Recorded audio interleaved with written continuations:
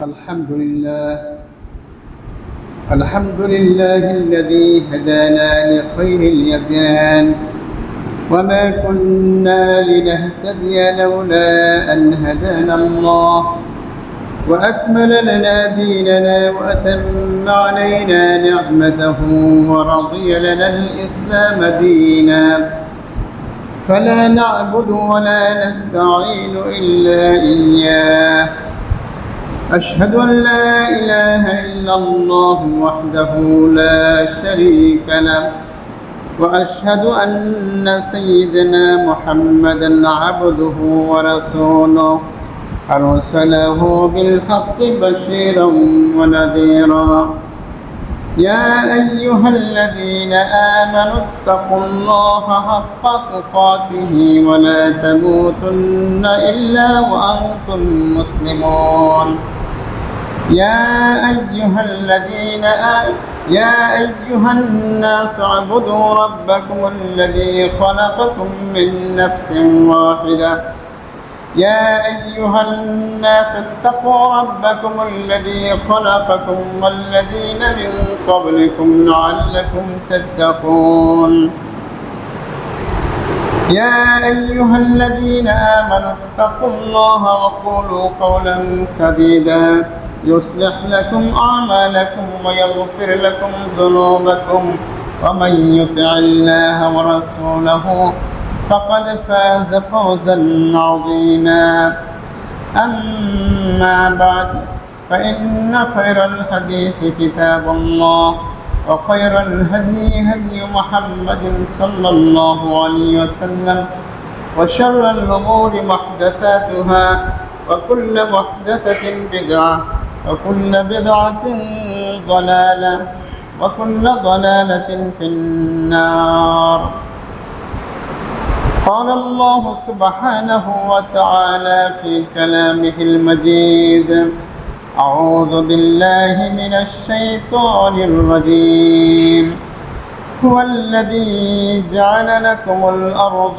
ذلولا فامشوا في مناكبها وكلوا من رزقه وإليه النشور وقال الله سبحانه وآية لهم الأرض الميتة أحييناها وأخرجنا منها حبا فمنه يأكلون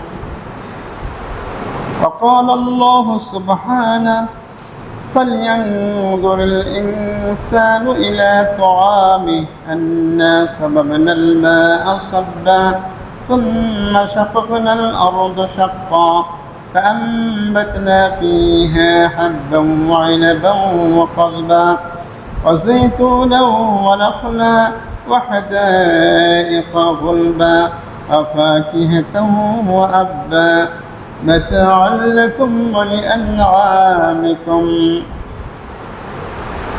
عن أبي هريرة رضي الله تعالى عنه قال قال رسول الله صلى الله عليه وسلم من كانت له أرض فليزرعها أو ليمنحها أخاه أو كما قال عليه الصلاة والسلام من أحيا أرضا ميتة فهي له সম্মানিত আজকের এই পবিত্র জুমার নামাজে উপস্থিত মুসলমান একরাম, শুরুতেই আমরা মহান আল্লাহ সুবহানাহু ওয়া তাআলার দরবারে অসংখ্য হামদ ও সানা পেশ করছি যে মহান রব্বুল আলামিন মেহেরবানি করে আমাদেরকে দুনিয়ার সমস্ত ঝামেলা থেকে মুক্ত হয়ে আল্লাহ তাআলার ইবাদতের উদ্দেশ্যে মসজিদে আসতে পেরেছি। এর জন্য শুকরিয়া জ্ঞাপন করছি আলহামদুলিল্লাহ। রব্বানা লাকাল হামদু হামদান কাসীরান তাইয়িবান মুবারাকান ফি। দরুদ ও সালাম পেশ করছি সর্বকালের সর্বশ্রেষ্ঠ নবী ও রাসূল মুহাম্মদ রাসূলুল্লাহ সাল্লাল্লাহু আলাইহি ওয়াসাল্লামের প্রতি, যিনি পৃথিবীতে আগমন করেছিলেন আল্লাহ তাআলা সর্বশেষ নবী ও রাসূল হিসেবে এবং ইসলামকে পূর্ণাঙ্গরূপে বাস্তবায়ন করে দুনিয়া আখিরাতের কল্যাণ সাধনের সুব্যবস্থা রেখে গেছেন।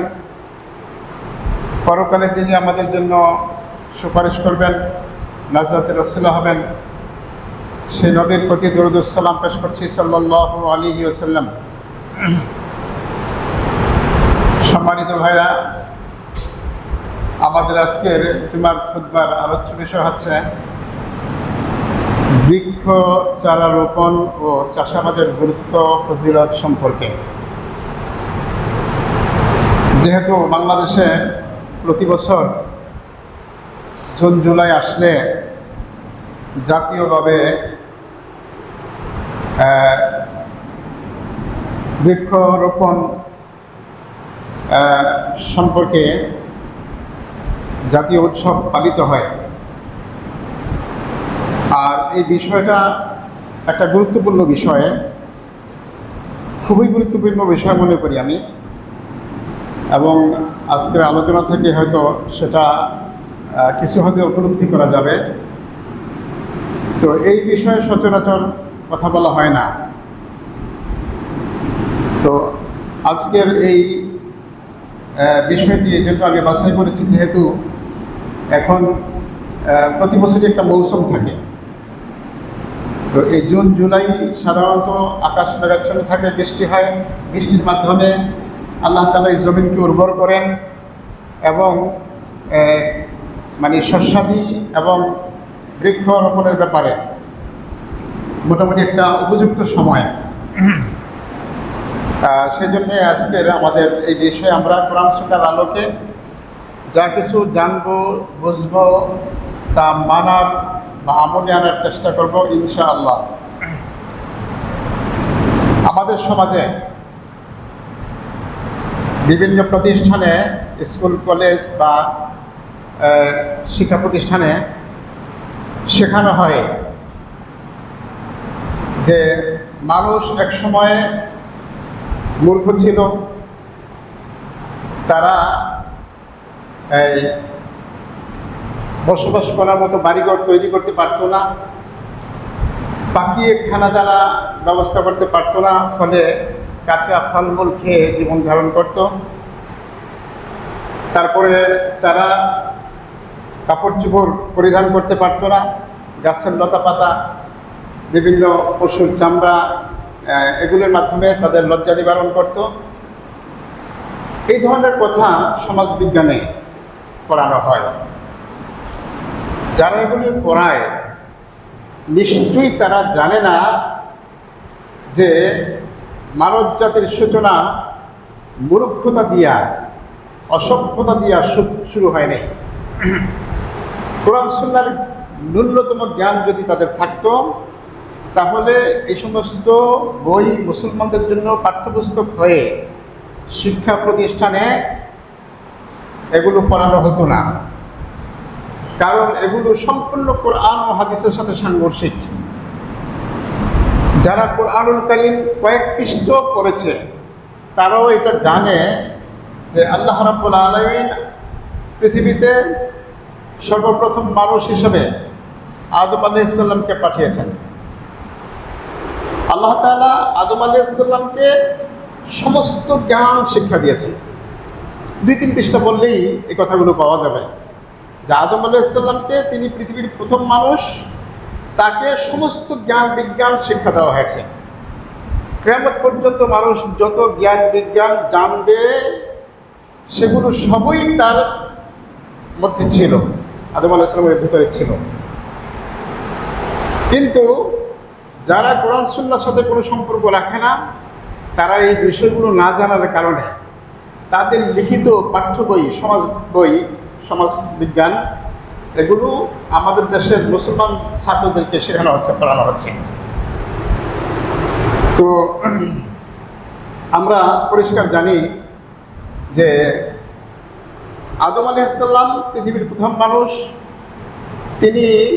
তাকে আল্লাহ সমস্ত জ্ঞান দিয়েছেন এবং তাকে যখন জান্নাতে রেখেছিলেন তখন আল্লাহ তাআলা ইরশাদ করেন, وَقُلْنَا يَا آدَمُ اسْكُنْ أَنْتَ وَزَوْجُكَ الْجَنَّةَ وَكُلَا مِنْهَا رَغَدًا حَيْثُ شِئْتُمَا فَلَا تَقْرَبَا هَذِهِ الشَّجَرَةَ فَتَكُونَا مِنَ الظَّالِمِينَ। সূরা বাকারায় 35 নম্বর আয়াত। আল্লাহ তাআলা বলেন, আমি বললাম বা আমরা বললাম, হে আদম, তুমি এবং তোমার স্ত্রী জান্নাতে বসবাস করো এবং যেখান থেকে যা ইচ্ছা তোমরা খাও। মানে খাবার আগের বেরিয়ে আদম আলাইহিস সালামের সৃষ্টির আগেই তার খাবার দাবার যা প্রয়োজন জীবন ধারণের জন্য সব কিছু প্রস্তুত করে রাখা হয়েছে। এরপরে বলা হয়েছে, ওয়ালা তাকরাবা হাদিহি শাজারাতা ফাতাকুনা মিনাজ জালিমিন, শুধুমাত্র ওই একটি গাছের নিকট তুমি যেও না, গেলে জালেমদের অন্তর্ভুক্ত হয়ে যাবে। তাহলে এখানে আল্লাহ তাআলা জান্নাতে তার জন্য ফলমূলের এবং আরামায়েশের সমস্ত উপকরণ আল্লাহ তাআলা প্রস্তুত রেখেছেন এবং সেগুলি ভোগ করার জন্য নির্দেশ দিয়েছেন শুরুতেই। তো আদম আলাইহিস সালাম এর ঘটনা বলা ইচ্ছা না, তো আদম আলাইহিস সালাম ঘটনাটা সবাই জানেন। একটা পর্যায়ে আল্লাহ তাকে দুনিয়াতে পাঠিয়ে দিলেন। দুনিয়াতে যখন পাঠালেন তখন এখানে তো আর জান্নাতি খাবার নাই। আদম আলাইহিস সালাম কৃষিকাজ করতেন, খাবার উৎপাদন করতেন। তিনি ছিলেন কৃষক, তিনি কৃষিকাজ করতেন এবং কৃষির যে সমস্ত কার্যক্রম, ফসল উৎপাদনের ব্যাপারে যা কিছু প্রয়োজন, এগুলো সবই আল্লাহ তাআলা ফেরেশতাদের মাধ্যমে শিক্ষা দিয়েছেন। অন্য একটা হাদিসে পড়েছি, হাওয়া আলাইহিস সালাম ফেরেশতাদের সহযোগিতায় কাপড় বুনতেন এবং কাপড় পরতেন। তো জান্নাতে যখন ছিলেন তখন জান্নাতি পোশাক পরেছেন, সেখানে উলঙ্গ ছিলেন না, জান্নাতি পোশাক পরেছেন। যখন তারা নাফরমানি করেছিলেন তখন জান্নাতি পোশাক খসে পড়া যাওয়ার কারণে উলঙ্গ হয়ে গিয়েছিলেন। ওই সময় গাছের পাতা দিয়ে তারা লজ্জা নিবারণ করেছেন। সূরা আরাফে এই ঘটনা আছে, জান্নাতের পাতা দিয়ে তারা লজ্জা নিবারণ করেছিলেন। এবং সে অবস্থায় দুনিয়াতে যখন আসলেন তখন হাওয়া আলাইহিস সালাম ফেরেশতাদের সহযোগিতা কাপড় বুনেছেন, সেই কাপড় পরে লজ্জা নিবারণ করেছেন। এবং তারা কাঁচা মাছ মাংস এবং কাঁচা কিছু খেতে হয় নাই, রান্নাবাড়ি আল্লাহ রাব্বুল আলামিন ফেরেশতাদের মাধ্যমে শিক্ষা দিয়েছেন এবং সভ্য জীবনযাপনই করেছেন। কারণ মূর্খ তো কেউ নাই। আদম আলাইহিস সালাম দুনিয়ার সবচেয়ে বড় শিক্ষিত, হাওয়া আলাইহিস সালাম তার থেকে শিক্ষা নিয়েছেন এবং পরবর্তীতে তার সন্তানাদি তারা কেউ মূর্খ ছিলেন না, সবাই ছিলেন শিক্ষিত, সবাই সভ্য জীবনযাপন করেছেন। আল্লাহ তাআলা ফেরেশতাদের মাধ্যমে যেভাবে দিক নির্দেশনা দিয়েছেন সেভাবেই। আমরা জানি আদম আলাইহিস সালামের দুই ছেলে হাবিল ও কাবিল প্রথম কোরবানি করেছিলেন। কি কোরবানি করেছিলেন? হাবিল কোরবানি করেছিলেন কিছু শস্যাদি, আর কাবিল কোরবানি করেছিলেন একটি পশু, ভেড়া, ছাগল, দুম্বা ইত্যাদি। তাহলে শস্যাদি যেহেতু হাবিল কোরবানি করেছেন, তাহলে বোঝা গেল কি শস্যাদি উৎপাদন করতেন তারা। উৎপাদন না করলে কোরবানি করলো কোথেকে? এটা তো আমরা প্রত্যেক বছর কোরবানির সময় এই আলোচনা শুনে থাকি যে হাবিল তিনি কিছু শস্যাদি কোরবানি করেছিলেন, তাহলে শস্যাদি উৎপাদন করতেন। সেই থেকে শুরু করে অদ্যাবধি চলছে, কিয়ামত পর্যন্ত চলবে। এই ধারাই আল্লাহ তাআলা পৃথিবী পরিচালনা করছেন। এতে প্রমাণিত হয়ে গেল যে আল্লাহ তাআলা দুনিয়ার শুরু থেকেই, প্রথম মানুষ থেকেই এই ভূমি থেকে খাদ্য উৎপাদনের সুব্যবস্থা করেছেন এবং সেটা এখন অব্যাহত আছে, থাকবে ইনশাআল্লাহ। সম্মানিত ভাইরা, আল্লাহ তাআলা মানুষ সৃষ্টি করেছিলেন মাটি থেকে। খাবারও এই মাটির মধ্যেই খাবারের বিশাল ভান্ডার রেখে দিয়েছেন। প্রত্যেকটা মানুষ যে কয় বছর বাঁচে, 50, 60, 70, 100, এই 100 বছরের খাবার যদি আল্লাহ তাআলা তার সমস্ত রিজিক যদি একসাথে প্যাকেটিং করে দিয়ে দিত, কি মুসিবতটা হতো, নষ্ট হয়ে যেত। চোরে খাইত, অপচয় হইত, নানা ধরনের সমস্যা হতো। তো আল্লাহ তাআলা সেটা না করে তার রিজিকের, শুধু মানুষ না সকল প্রাণীর রিজিকের ব্যবস্থা করেছেন এই ভূমির মাধ্যমে, এই জমিনের মাধ্যমে। এখানে একটি শস্য বীজি, একটা শস্য দানা ফেললে সেখান থেকে একটা অঙ্কুরিত গাছ হয়, সেই গাছ থেকে অনেকগুলো চারা হয়, সেখান থেকে অনেকগুলো শস্যাদি হয়, ফল হয়, হ্যাঁ, বিভিন্ন বিভিন্ন স্বাদের বিভিন্ন রকমের ফল ফুল দিয়ে আল্লাহ তাআলা তার এই গোটা সৃষ্টিকে টিকিয়ে রেখেছেন। তো আল্লাহ তাআলা আবাদ করতে বলেছেন যে পৃথিবীতে তোমাদের জন্য খাবার দাবার রেখে দেওয়া আছে, সেখান থেকে উৎপাদন করে খাও। সূরা আল্লাহ তাআলা এটা করবেন না কেন? তিনি তো রিজিক মানে সৃষ্টি করেছেন, রিজিকের দায়িত্ব তিনিই নিয়েছেন। আল্লাহ সূরা হুদের 6 নম্বর আয়াতে আল্লাহ তাআলা বলেন, ওয়া মিন দাব্বাতিন ফিল আরদি ইল্লা আলাল্লাহি রিজকুহা। পৃথিবীতে এমন কোনো প্রাণী নাই, এমন কোনো প্রাণী নাই যার রিজিকের দায়িত্ব আল্লাহ নেন নাই। যতদিন বাঁচবে ততদিন সে রিজিক পাবেই, কম হোক বেশি হোক, দেরিতে হোক তাড়াতাড়ি হোক, সে রিজিক পাবেই। তার রিজিক শেষ হওয়ার আগ পর্যন্ত সে মরবে না। তো আল্লাহ তাআলা গোটা সৃষ্টির রিজিকের ব্যবস্থা করেছেন, এক এক সৃষ্টির জন্য এক এক রকম রিজিকের ব্যবস্থা। তো আল্লাহ তাআলা এই জমিনের মধ্যে খাদ্য ভাণ্ডার রেখে দিয়েছেন আর বলেছেন, হুয়াল্লাযী জাআলা লাকুমুল আরদা যালুলান ফামশু ফী মানাকিবিহা ওয়া কুলু মির রিজকিহি ওয়া ইলাইহিন নুশুর। আল্লাহ তাআলা যিনি এই পৃথিবীকে সৃষ্টি করেছেন তোমাদের জন্য, সুগম করে দিয়েছেন এই পৃথিবীকে, আবাদযোগ্য করে চাষাবাদ করার মতো বা চলাফেরা করার মতো রিজিক অন্বেষণের সুব্যবস্থা করে দিয়েছেন। এবং এই রিজিক তোমরা এই পৃথিবী থেকে যে রিজিক দেওয়া হচ্ছে সেটা তোমরা খাও, সেটা ভক্ষণ করো, এবং শেষ পরিণতি তোমাদের আল্লাহর কাছেই যেতে হবে। তো আল্লাহ তাআলা এই যে রিজিকের ব্যবস্থা আমাদের করেছেন, শুধু এটাই না, আমাদের জীবনের সূচনা থেকে একেবারে জীবনের শেষ মানে অনন্তকাল পর্যন্ত এই মানে গাছগাছালির সাথে, বৃক্ষের সাথে, খাবার দাবারের সাথে আমাদের জীবন এমনভাবে সম্পৃক্ত যে এর থেকে আলাদা হওয়ার কোনো সুযোগ নাই। দেখুন, পৃথিবীতে একটা সন্তান যখন জন্ম হয়, সন্তান জন্ম হওয়ার পরেই নিয়ম হচ্ছে তার মুখে সর্বপ্রথম খেজুরের রস তুলে দেওয়া। এটাকে বলা হয় তাহনিফ। সন্তান জন্ম হলে খেজুর চিবিয়ে তার রসটা মুখে দেওয়া প্রথম খাদ্য হিসেবে, এটা সুন্নাহ। রাসূল সাল্লাল্লাহু আলাইহি ওয়াসাল্লাম তাই করেছেন, করতে বলেছেন। তার মানে খেজুরের এই রসটা তার পেটে সর্বপ্রথম প্রবেশ করছে, হ্যাঁ, এটা দিয়ে শুরু তার জীবনের খাবার দাবারের কাজ শুরু। এরপরে সে যতদিন বেঁচে থাকবে ততদিন আল্লাহর দেওয়া রিজিক সে অনবরত পেতে থাকবে, এভাবেই তার জীবন চলতে থাকবে। এরপরে যখন সে মৃত্যুবরণ করবে তখনও সে এই উদ্ভিদ, এই গাছগাছালি থেকে দূরে থাকার কোনো সুযোগ নেই। তাকে গোসল দেওয়ার জন্য এই বরই পাতা খোঁজা হয়, কর্পূর, এরপরে আরও কি এগুলি দিয়ে তাকে গোসল দেওয়া হয়। এগুলির বৈজ্ঞানিক কারণ আছে, এগুলি উপকারী এবং সুন্নাহ বলা যেতে পারে। তো এরপরে তাকে যখন দাফন করা হবে সেখানেও গাছের দরকার। আমরা বাঁশ দিয়ে দাফন কাফনের ব্যবস্থা করি, হ্যাঁ। এরপরে কাপড় পরাই, এই কাপড় তো সেই গাছ থেকেই এসেছে, হ্যাঁ। এভাবে মৃত্যুর সময়ও তার জীবনের এগুলির প্রয়োজন হয়। এরপরে যখন সে পরকালে উঠবে, জান্নাত বা জাহান্নামে যাবে, সেখানেও জান্নাতের ফলমূল বাগান, জান্নাত মানে কি বাগান, তো বাগান মানে যেখানে গাছগাছালি ফলমূল আছে, তো সেগুলি তো সে পেতেই থাকবে। এমনকি কোনো ব্যক্তি যদি জাহান্নামেও যায়, সেও এই মানে বৃক্ষ থেকে দূরে থাকবে না, সেখানেও বৃক্ষ, আপনারা জানেন জাক্কুম, লাআকিলুনা মিন শাজারিন জাক্কুম ফামালিকুনা মিনহাল বুতুন ফাশারিবুনা আলাইহি মিনাল হামিম।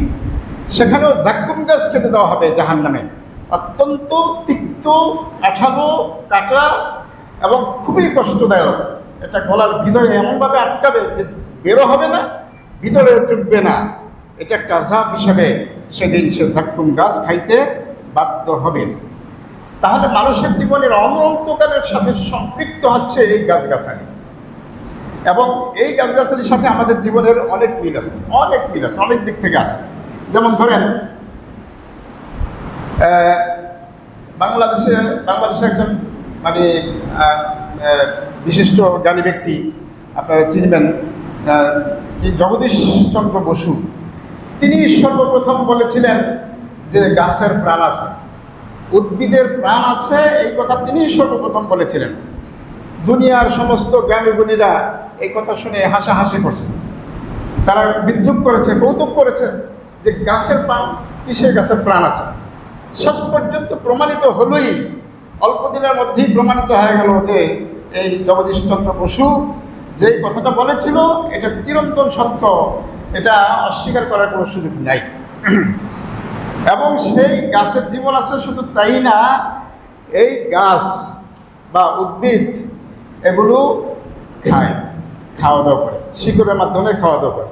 সূর্যের আলো তার খাবার, মাটির রস তার খাবার, এবং শ্বাস প্রশ্বাস নেয়। এই উদ্ভিদ শ্বাস প্রশ্বাস নেয়। শ্বাস প্রশ্বাস কি নেয় আমরা জানি, সকলেই এখন জানি যে গাছ আমাদের জন্য অক্সিজেন সাপ্লাই দেয়, মানে অক্সিজেন সে ছাড়ে, আর আমরা যেটা ছাড়ি কার্বন ডাইঅক্সাইড, এটা গাছ গ্রহণ করে। মানে গাছের সাথে আমার জীবন কত ওতপ্রোতভাবে জড়িত। আমরা যেটা গ্রহণ করি সেটাও গাছ আমাদের জন্য সাপ্লাই দেয় অক্সিজেন, আর আমরা যেটা ছাড়ি দূষিত বায়ু, এটা কার্বন ডাইঅক্সাইড, এটা গাছ এটা গ্রহণ করে।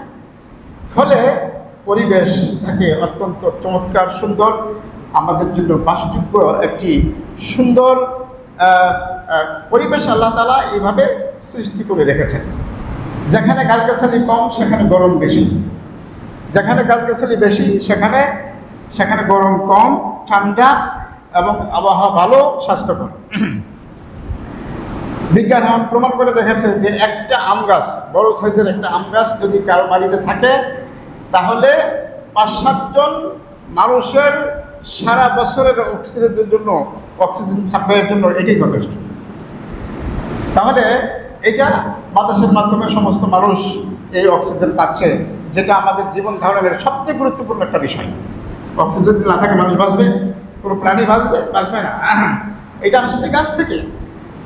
এরপরে এই গাছ তাসবিহ পড়ে, আমরা কোরআন থেকে বিপদ জানি, সাব্বাহা লিল্লাহি মা ফিস সামাওয়াতি ওয়া মা ফিল আরদ, আসমান এবং জমিনের মধ্যে যা কিছু আছে সব কিছুই আল্লাহর তাসবিহ করে। তাহলে গাছ সেও আল্লাহর তাসবিহ করে। এবং এই কথাটা কোরআনের এক জায়গায় না, বেশ অনেক জায়গায় এই কথা আছে যে গাছও আল্লাহর তাসবিহ করে।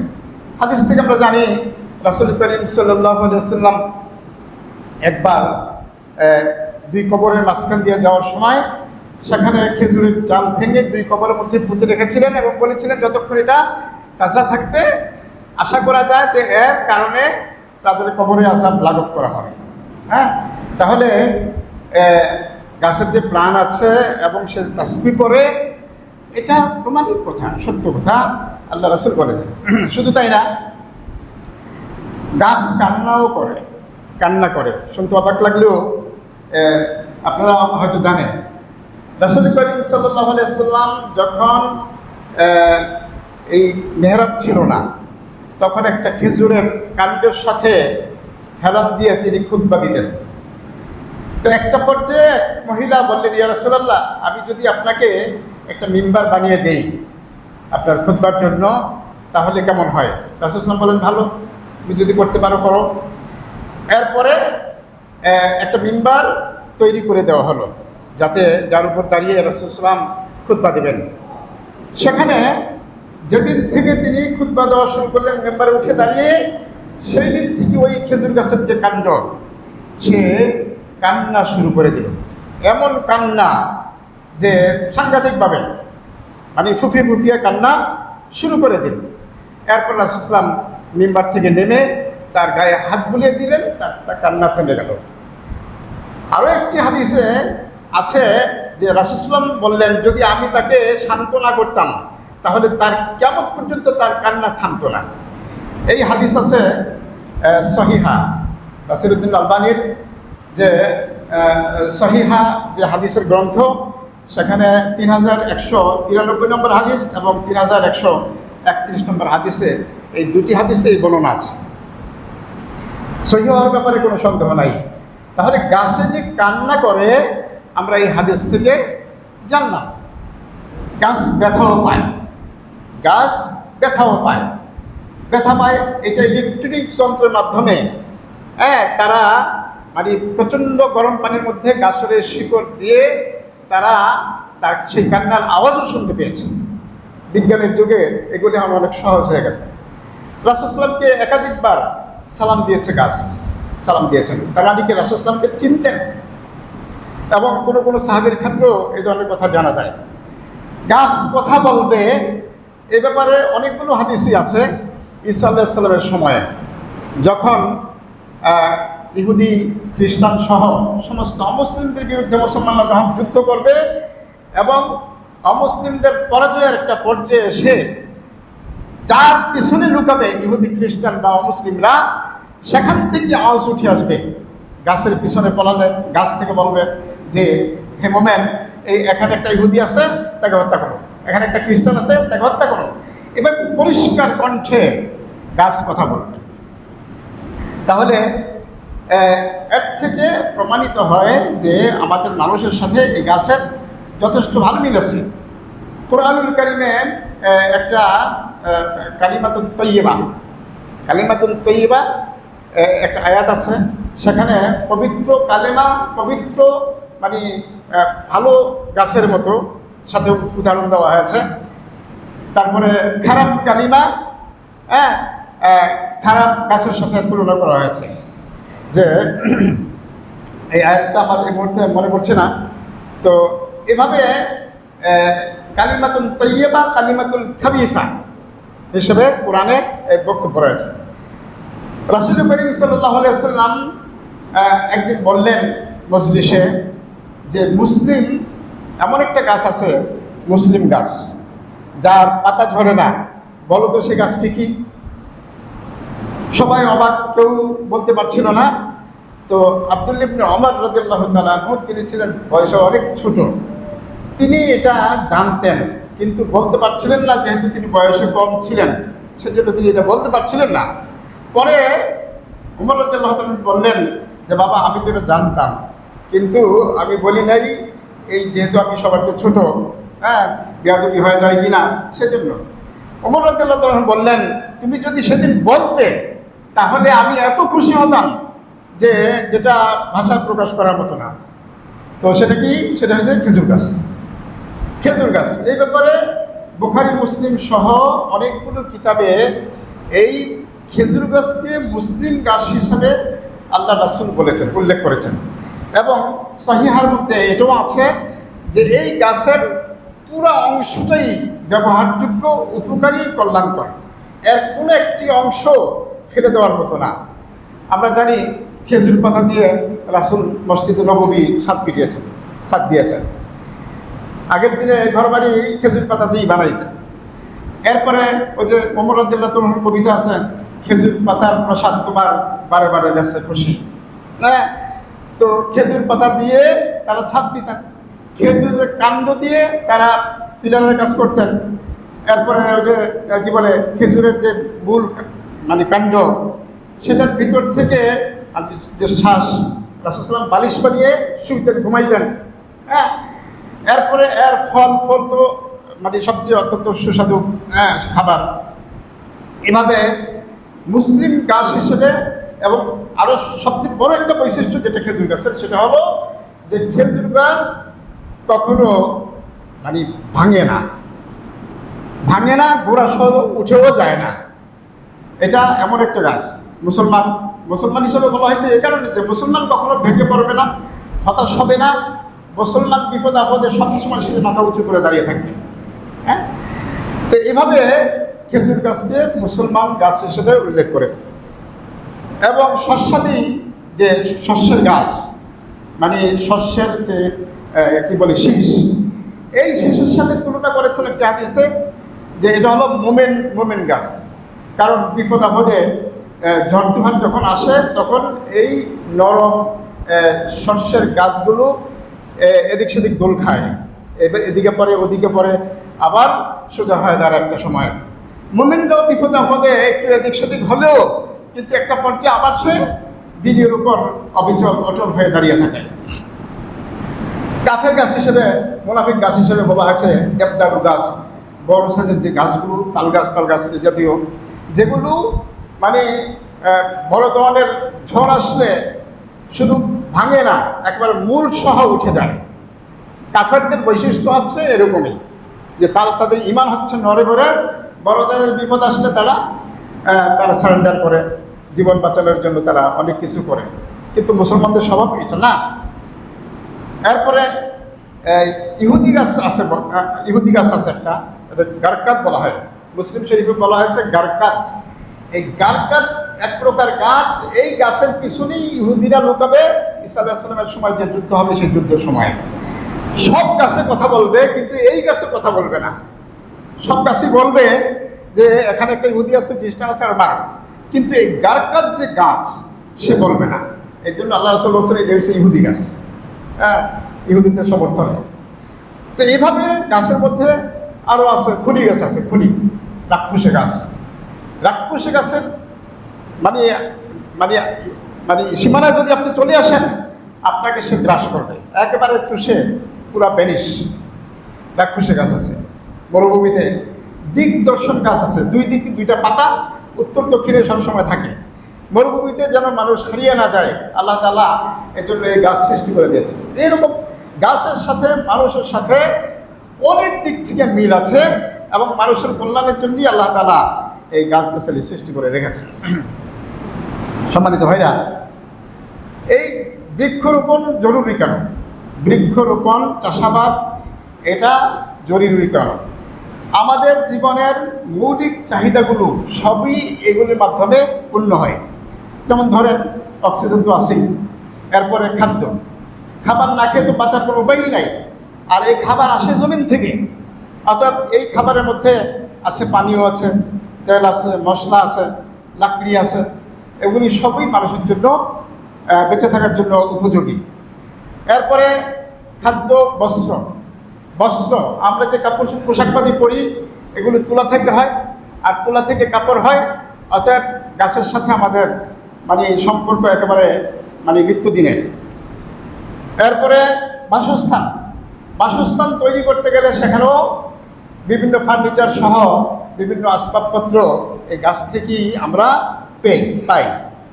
শিক্ষার বিভিন্ন উপকরণ, বই পুস্তক সহ কলম, কালি এবং বিভিন্ন জিনিসপত্র আমরা শিক্ষার সাথে সম্পৃক্ত সমস্ত কিছুই আমরা এই বৃক্ষ থেকে লাভ করি। এরপরে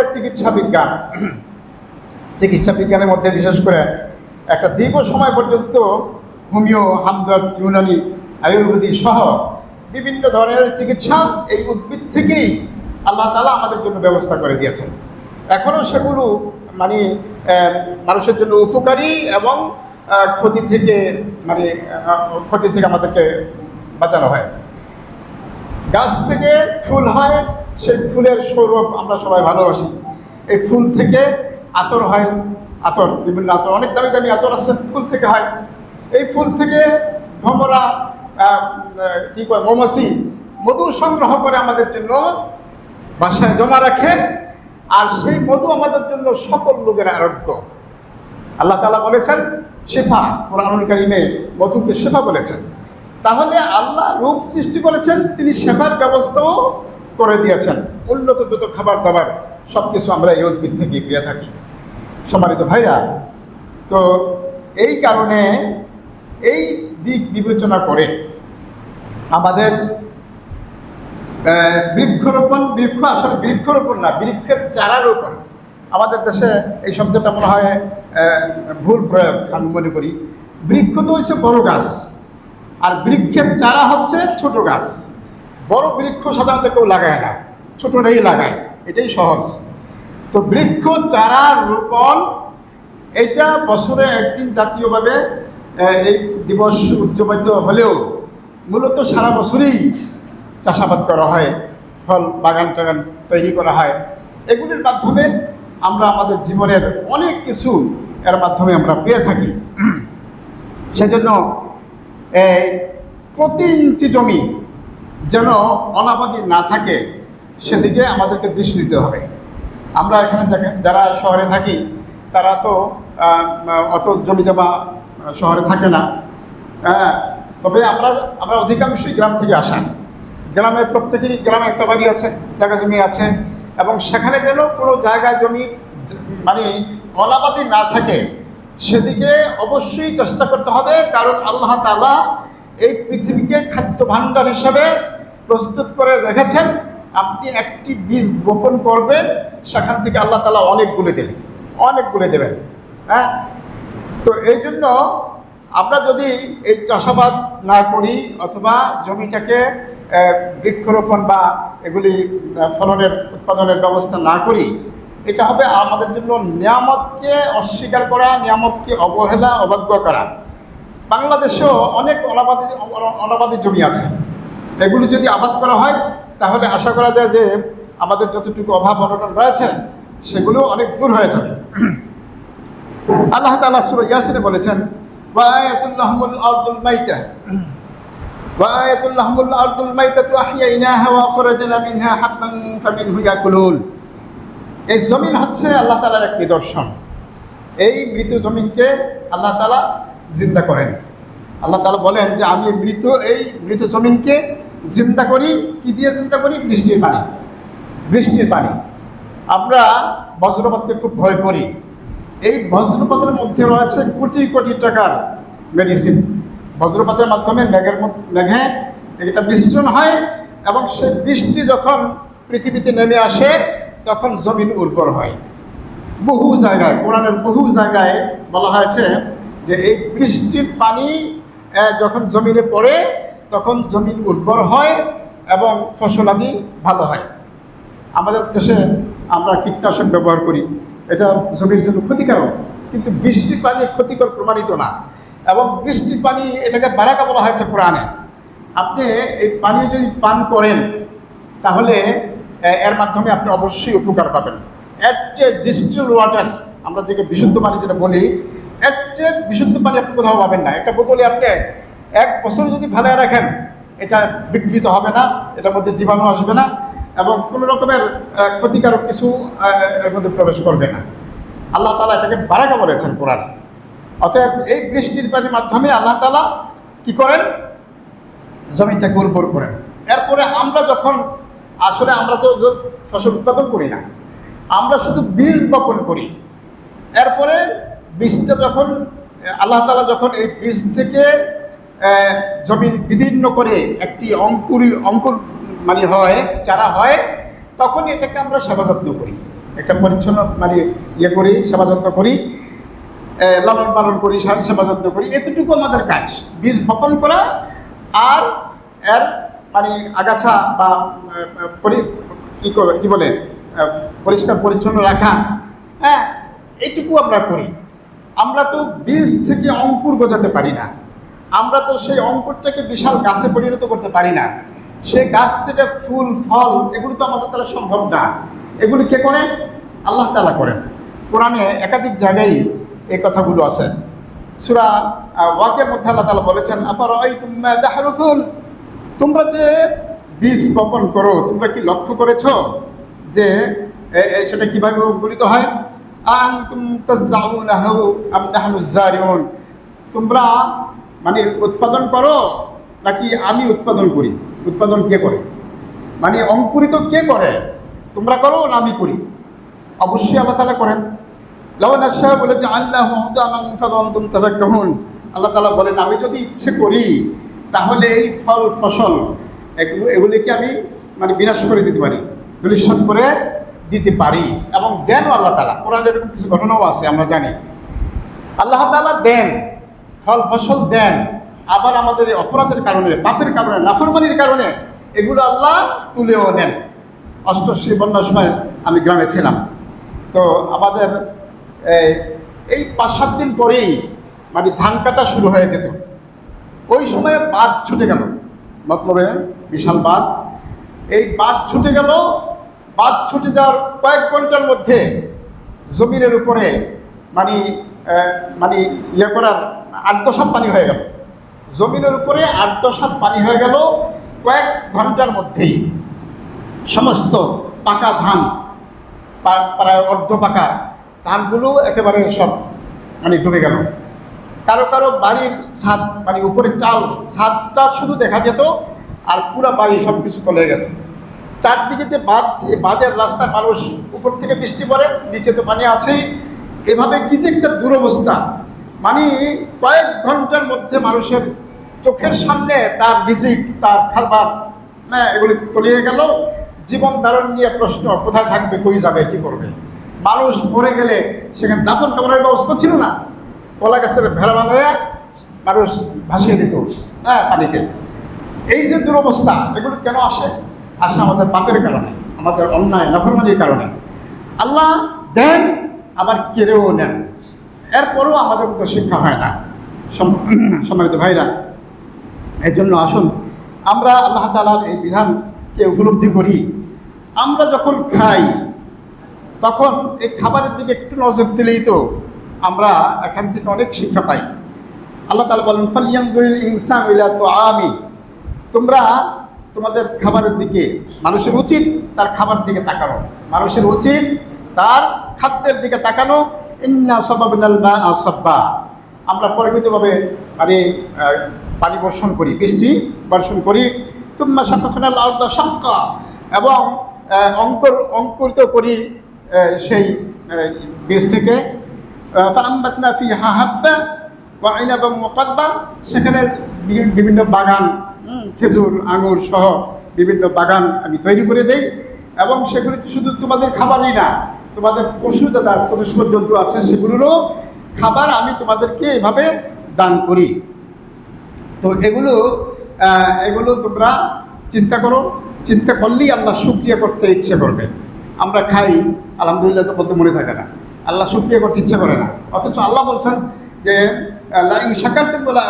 লাইন শাকারতুম লাযিদান্নাকুম, যদি শুকর করো, কৃতজ্ঞতা স্বীকার করো, আমি বাড়িয়ে দেবো। বলা ইন কাফারতুম ইন্না আযাবি লাশাদীদ, আর যদি না শুকরিয়া করো তাহলে আমার শাস্তি অনেক কঠিন। তো আল্লাহ তাআলা আমাদেরকে ফ্রি এই বহু কিছু দিয়েছেন, বহু কিছু দিয়েছেন। এই যে মাটি, এই মাটির উর্বরা শক্তি আল্লাহ না দিলে আমাদের দ্বারা সম্ভব ছিল না। এই জন্য সামান্যতম জমিও যেন খালি না থাকে।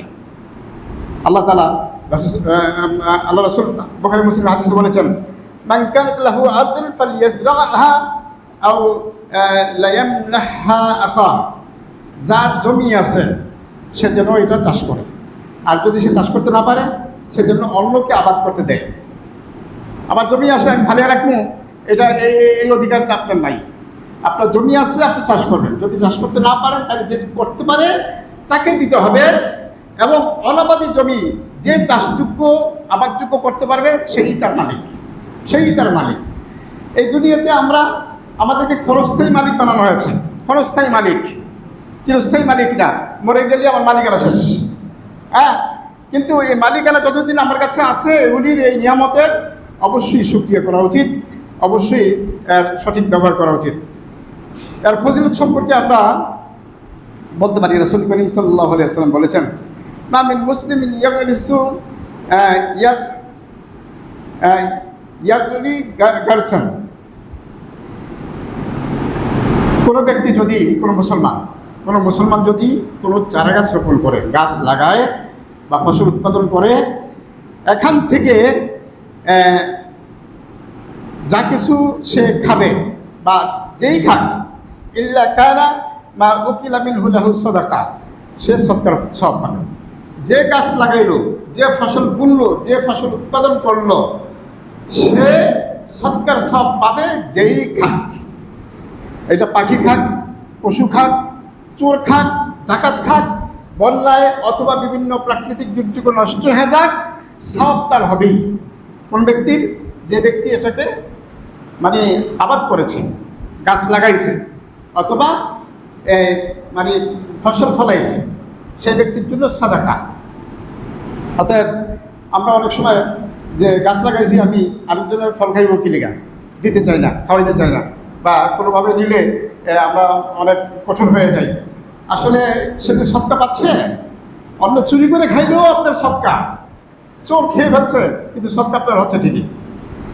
তো এই কারণে এটা অনেক সবের কাজ। এমনকি মানুষ যখন মরে যায় তখন সদকা জারিয়ার যে কয়টা কাজ আছে তার মধ্যে একটি হচ্ছে সদকা জারিয়া। সদকা জারিয়া এই গাছ লাগানো।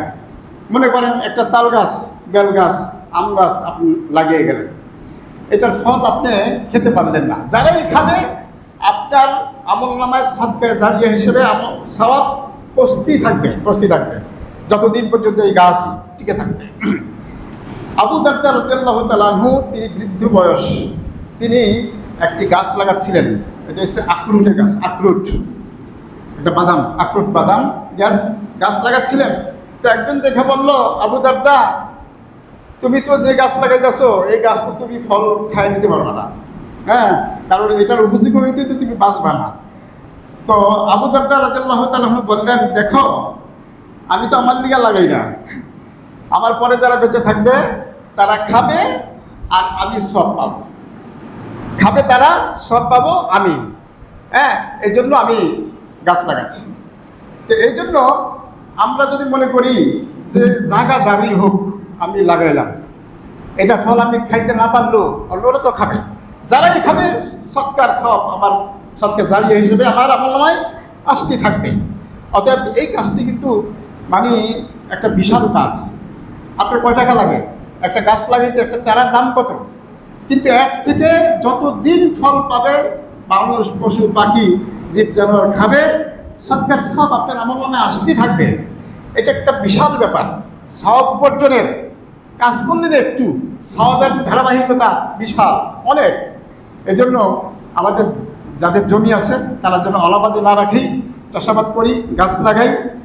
আর যাদের বাড়িঘর নাই, অন্তত ছাদ আছে, বিশেষ করে শহরে ছাদের মধ্যেও কিন্তু টবের মধ্যেও সেখানে অনেক গাছগাছালি, অনেকে বাগান টাগান করে, হ্যাঁ, আমরা যেন সেগুলিও করতে পারি। তো আর একটি কথা সেটা বলতে হয়, সেটা হলো যে আল্লাহ রাসূল বলেছেন যে তুমি যদি কিয়ামত হতে দেখো, তোমার হাতে যদি একটা গাছ থাকে তাহলে এটা তুমি রোপণ করো।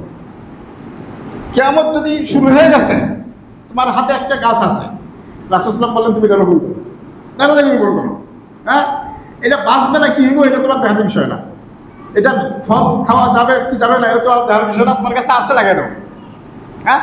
তার মানে বৃক্ষরোপণ বা বৃক্ষ চারা রোপণের ব্যাপারে, চাষাবাদের ব্যাপারে আল্লাহ রাসূল কত গুরুত্ব দিয়েছেন এই হাদিস থেকে সেটা অনুমান করা যায়। এর বিপরীতে আছে গাছ কাটা। এটা খুব খারাপ কাজ। অনেকে আছে ফল ফলাদের গাছ কেটে ফেলে। এই ফল ফলাদের গাছ কেটে ফেলা এটা ভালো লক্ষণ না, এটা অনেক বড় গুনার কাজ। আপনার প্রয়োজনে আপনি পুরো গাছ কেটে গাছে লাগাইতে পারেন প্রয়োজনে, কিন্তু প্রয়োজন না থাকলে একটা পাতা ছিঁড়ার অনুমতি আপনার নাই, কারণ এই পাতাও তো তাসবিহ করে, আল্লাহর জিকির করে, আপনি তাকে এই জিকির থেকে বঞ্চিত করবেন কেন, হ্যাঁ। তো এই জন্য গাছগাছালি কাটা, তবে গাছের মানে সাইজের জন্য প্রয়োজন হলে ডালপালা কেটে ছেটে করা যায়, এটা প্রয়োজন সাপেক্ষে, কিন্তু বিনা প্রয়োজনে গাছের একটি পাতাও ছেঁড়া উচিত নয়। তো এ ব্যাপারে আল্লাহ রাসূলের একটা হাদিস আছে, মান কাতা সিদরাতান সাওয়াবাল্লাহু রাসাহু ফিন্নার, যে ব্যক্তি বড়ই গাছ, ফল গাছ কাটবে সে ব্যক্তিকে আল্লাহ জাহান্নামে শাস্তি দেবেন, মানে উল্টা করে মাথা নিচু করে তাকে জাহান্নামে নিক্ষেপ করবেন। আবু দাউদ শরীফের 5239 নম্বর হাদিস। তাহলে গাছ কাটা এটার অন্যায়, এটা খুবই খারাপ, এটা করা যাবে না। রাসূল সাল্লাল্লাহু আলাইহি ওয়াসাল্লাম যুদ্ধের সময় বলতেন, খবরদার তোমরা শস্যাদি গাছপালা এগুলি কাটবে না, এগুলো নষ্ট করবে না, ক্ষতি করবে না। তারপরে সূরা বাকারার 205 নম্বর আয়াতে আছে, সেখানে জালিমরা যেখানে যায় সেখানেই তারা ফাসাদ সৃষ্টি করে, শস্যাদি নষ্ট করে এবং প্রাণী ধ্বংস করে, শস্যাদি প্রাণী ধ্বংস করে, জমিনে ফাসাদ সৃষ্টির চেষ্টা করে। এটা কারা? এটা জালিমদের অভ্যাস, যারা কাফের জালিম মানে অত্যন্ত খারাপ। কারণ এগুলি নষ্ট করবে কেন? এগুলি নষ্ট করার পিছনে তার লাভটা কী? বরং ক্ষতি। এগুলো করা উচিত না। গাছের গুণাগুণ, গাছগাছালির গুণাগুণ এগুলি উপলব্ধি করে অনেক মানুষ গাছের চিন্তা করে, গাছের পূজা করে। গাছ পূজা আছে না? গাছ পূজা করে, গাছের পূজা করে। হিন্দুরা তো তুলসী পূজা করে, তো প্রসিদ্ধ। এভাবে বিভিন্ন গাছগাছরার পূজা অর্চনা এগুলো সমাজে আছে। বাইজিদ বোস্তামি মাজারে সেখানে দেখলাম গাছের মধ্যে ইয়ে করে, সুতা বাঁধে। গাছের মধ্যে সুতা মানলে, নিয়ত করে সুতা মানলে সেই নিয়ত পুরো হয়। তো পুরো হলে আমি জিজ্ঞেস করলাম, তো নিয়ত পুরো হলে কী হয়? সুতা খুলে দিয়ে দেওয়া হয়। আমি কার সুতা খুলবেন? আপনি কি আপনার করলে বাঁধছেন সুতা? তো আপনার বোঝার উপায় নেই। তো একটা খুললেই হলো। আমি একটা খুললে হবে কেন? একজন এসে সুতা লাগাই গেছে আর আপনি খুলে দিলেন, কী হইলো তাইলে? আর গাছের সুতা মানলে যদি, নিয়ত করে সুতা মানলে যদি আপনার মনের আশা পূর্ণ হয়, তাহলে আপনি দাঁড়িয়ে দাঁড়িয়ে ভিক্ষা করছেন কেন? আপনি নিয়ত করে বাঁধেন, কোটিপতি হবেন, শহরে লাক্সারিয়াস জীবনযাপন করবেন। তো আপনি কাজটা করছেন না কেন? আর করতে হয় না, আর কোনো কথা নাই। মানে ভুল জিনিস, ইমান ধ্বংসের জন্য এগুলি যথেষ্ট। যারা মাজার যায় অনেকেই তাদের ইমান নিয়ে সেখানে ফিরতে পারে না, কারণ এমন কিছু কার্যক্রম সেখানে বাধ্য হয় অনেক সময় করতে না জানার কারণে। হ্যাঁ, তার ইমান শেষ হয়ে যায়, সে বুঝে না। সম্মানিত ভাইরা, তুমি গাছের পূজা করো, স্বয়ং গাছই তো আল্লাহর পূজা করে। সূরা আর রহমানে আছে, ওয়ান-নাজমু ওয়াশ-শাজারু ইয়াসজুদান। নক্ষত্র এবং মানে সাজার মানে গাছ, গাছগাছালি এগুলো আল্লাহকে সিজদা করে। তো যে গাছগাছালি আল্লাহকে সিজদা করে, তুমি মানুষ হয়ে সেই গাছগাছালির সিজদা করো কিন্তু, এগুলি পূজা করো কীভাবে? এটা কীভাবে সম্ভব? এটা উচিত না। সম্মানিত ভাইরা, চাষাবাদের অনেক ফজিলতের কথা বললাম, এর বিপরীতে কিছু কথাও আছে। যেমন ধরেন হারাম চাষাবাদ। হারাম চাষাবাদ আছে। হারাম চাষাবাদ কি? সেগুলো হলো গাঁজা, আফিম, তামাক। এগুলোর চাষাবাদ করা হারাম। কেন হারাম? এগুলোর ব্যবহার যেমন হারাম, এগুলির চাষাবাদ করা হারাম, এগুলোর ব্যবসা, ক্রয় বিক্রয় সবই হারাম। তো এগুলো আল্লাহ সৃষ্টি করছেন মানুষকে পরীক্ষার জন্য। আল্লাহ সৃষ্টি করছেন মানুষের পরীক্ষার জন্য। তো এই কারণে এই হারাম চাষাবাদ থেকে দূরে থাকতে হবে, এগুলো করা যাবে না। মসজিদে আসার সময় রসুন, পেঁয়াজ খাইতে নিষেধ করা হয়েছে। হ্যাঁ, কারণ এটা দুর্গন্ধ ছড়ায়, এটা ক্ষতিকারক, মুসল্লি এবং ফেরেশতাদের কষ্ট দেয়। এই কারণে এটা নিষেধ, এটা খাওয়া যাবে না। তো আল্লাহ তাআলা আজকের এই বিষয়গুলো, চাষাবাদের প্রতি এবং বৃক্ষ চারারোপণ, এই বিষয়ে যে কোরআন সুন্নাহর আলোকে যে গুরুত্ব পেশ করা হলো, আমরা সেটা বাস্তবায়নের জন্য চেষ্টা করব। এর মাধ্যমে দুনিয়া আখিরাতের, উভয় জগতের কল্যাণ, দুনিয়া আখিরাতের, দুনিয়াতে তো আমরা এগুলি ব্যবহার করব, হ্যাঁ, আর অন্যদিকে আখিরাতের কল্যাণ হবে সওয়াবের মাধ্যমে। সওয়াবের মাধ্যমে আল্লাহ তাআলা আমাদের কল্যাণ দেবেন, আমরা যদি এ ব্যাপারে অগ্রসর হতে পারি। আল্লাহ তাআলা আমাদের তৌফিক দান করুন। আমিন। আমার তৌফিক দিলেন।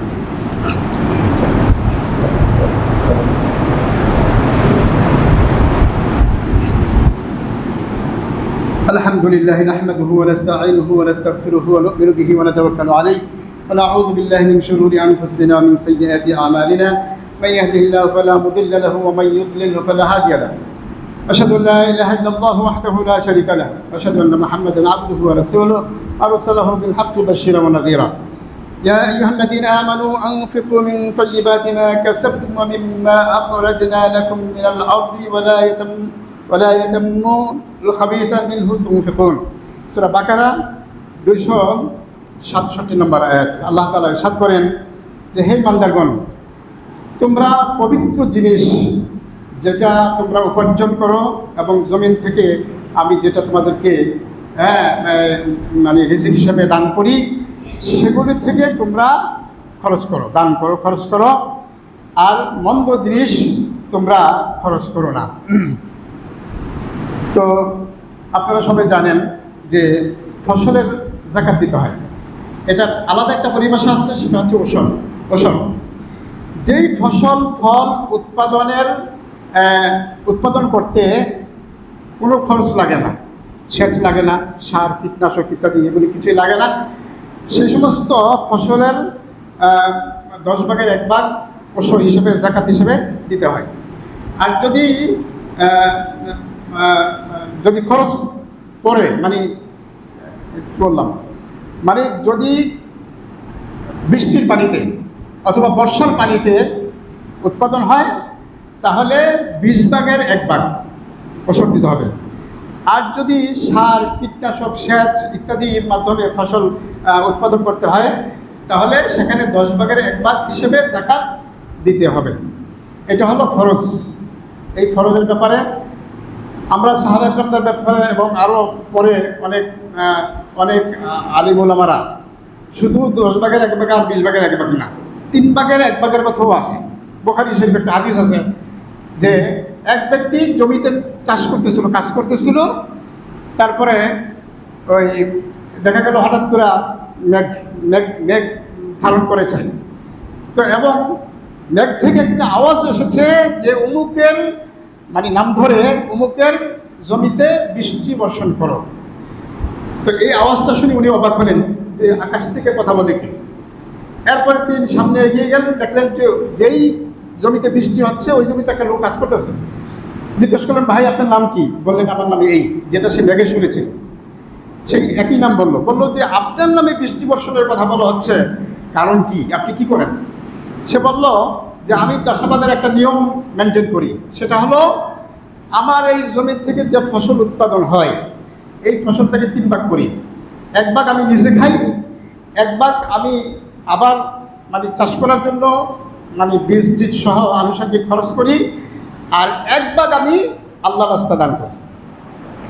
1 ভাগ খাই, 1 ভাগ আল্লাহ রাস্তা দান করি, আর 1 ভাগ দিয়ে আমি আবার ফসল বুনি, 3 ভাগ করে। এইভাবে যখন সে দেওয়া শুরু করেছে, আল্লাহ তাকে ওইভাবে এক্সট্রা অতিরিক্ত দিচ্ছেন। জাকির নায়েকের জীবনী থেকে, ওনার মুখ থেকে শুনেছি, উনিও মানে কত অংশ দেন এটা বলেন নাই, কিন্তু বিশাল একটা অংশ দেন। আর উনি মাত্র 2-2.5 ঘন্টা সময় দেন ব্যবসার পিছনে, আল্লাহ তাকে বিশাল দিচ্ছেন। তার মানে আল্লাহর জন্য যে যত বেশি দান করবে, আল্লাহ তার থেকে আরও অনেক বেশি তাকে ফেরত দেবেন। আল্লাহ তাআলা আমাদেরকে এই শিক্ষা থেকে, এই ঘটনা থেকে শিক্ষা গ্রহণ করার তৌফিক দান করুন। আমিন। বারাকাল্লাহু লানা ওয়া লাকুম বিল কুরআনিল আযীম ওয়া নাফা'না ওয়া ইয়্যাকুম বিল আয়াতি ওয়াজ যিকরিল হাকীম। আস্তাগফিরুল্লাহ লি ওয়া লাকুম ওয়া লিসাইরিল মুসলিমিন ফাস্তাগফিরুহু ইন্নাহু হুয়াল গফুরুর রাহিম। আলহামদুলিল্লাহি হামদান কাসীরান তাইয়িবান মুবারাকান ফীহি। ইয়া রাব্বি লাকাল হামদ কামা ইয়ানবাগি লিজালালি ওয়াজহিকা ওয়া 'আযীমি সুলতানিক। اللهم لك الحمد بالإيمان ولك الحمد بالإسلام ولك الحمد بالقرآن. اللهم إنا نسألك إيمانا لا يرتد ونعيما لا ينفد ومرافقة محمد صلى الله عليه وسلم في أعلى جنة الخلد. ربنا آتنا في الدنيا حسنة وفي الآخرة حسنة وقنا عذاب النار. اللهم إنا نسألك الهدى والتقى والعفاف والغنى.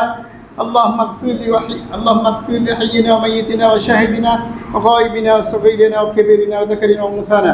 اللهم من أحييته منا فأحيه على الإسلام ومن توفيته منا فتوفه على الإيمان. سبحان ربك رب العزة عما يصفون وسلام على المرسلين والحمد لله رب العالمين. قوموا للصلاة.